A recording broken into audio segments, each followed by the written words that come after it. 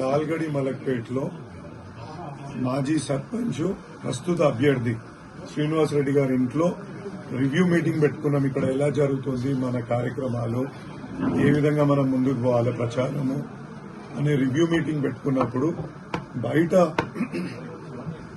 కాంగ్రెస్ సంబంధించిన ఒక DJ vehicle వాళ్ళు ఇక్కడ పెట్టి అధిక సౌండ్ తోటి అంటే 100% డీజే తోటి వాళ్ళు పెట్టి డిస్టర్బ్ చేస్తూ ఉంటే మన కార్యకర్తలు పోయి రిక్వెస్ట్ చేసిండ్రు, అయ్యా ఈ బండిని కొంచెం ముందుకు జరపండి అంటే ఆ డ్రైవర్ ఇంకేం చేసిందంటే మొత్తం ఫుల్ సౌండ్ పెట్టేసి డీజే ఆన్ చేసేసి దాన్ని తాళం వేసుకుని ఆ డ్రైవర్ పక్కకు పోయింది.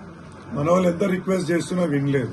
రిక్వెస్ట్ చేస్తున్న తరుణంలోనే అక్కడ కాంగ్రెస్ కార్యకర్తలు వచ్చి మా పరమేశ్వర్ అనే అతని పైన దాడికి తెగబడి కొడితే తలకు గాయమై రక్తం కూడా కారుతుంది. అదేవిధంగా ఇంకా వాళ్ళ కాంగ్రెస్ కార్యకర్తలు గుండాలు అందరూ వచ్చేసి కార్ల అద్దాలు ధ్వంసం చేసి కార్ల బ్యానెట్లను ఇరగొట్టి ఇంకా నానా రకాలుగా ఇక్కడ ఇబ్బంది గురి చేస్తున్నారు.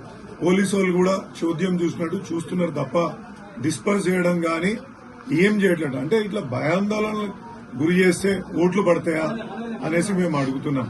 ఎందుకంటే మేము శాంతియుతంగా మా యొక్క మాజీ సర్పంచ్ ప్రస్తుత అభ్యర్థి ఇంట్లో కూర్చొని మేము రివ్యూ చేసుకుంటున్నాం.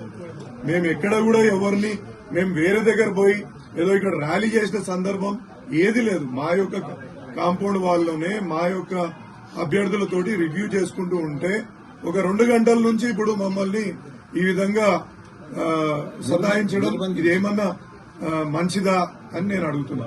అంటే మీరు ఓట్లు కావాలనుకుంటే ఒక మంచి పని చేసి మీరు ఏదైనా మంచి పని చేసి ప్రజల వద్దకు పోయి ఓట్లు అడగాలి కానీ ఇవాళ మా ఇంటి మీదకి దాడి చేస్తే మీకు ఏ విధంగా ఓట్లు పడతాయి అనేసి నేను ఇక్కడ అడుగుతున్నా. దయచేసి అంటే ఆయనకు ఇప్పుడు 3-4 కుట్లు పడే అవకాశం ఉంది. హాస్పిటల్ తొలకపోవాలంటే కూడా వీలు లేకుండా ముంగడ కూర్చొని కార్ల బ్యానెట్లు అద్దాలు పగలగొట్టి ఇక్కడ అంతకుముందు మొత్తం మీడియా మిత్రులే ఇక్కడ కూర్చొని రివ్యూ అంటే ఏమైతుంది మీరు ఎట్లా ఇది చేసుకుంటుండ్రు. TV5 సత్యనారాయణ గారు ఇంకా ఇతర మీడియా మిత్రులు కూడా ఇక్కడనే ఉండే వాళ్ళతో మేము ఒక చర్చా గోష్ఠి లెక్క అంటే ఒక మాట్లాడుకుంటున్నాం ఎట్లా జరుగుతుంది, ఏమైతుంది, ఎక్కడ ఏ రకంగా ప్రచారాలు జరుగుతున్నాయని వాళ్ళతో అడుగుతుంటే మొత్తం దాడికి దిగబడిన సందర్భం ఇక్కడ.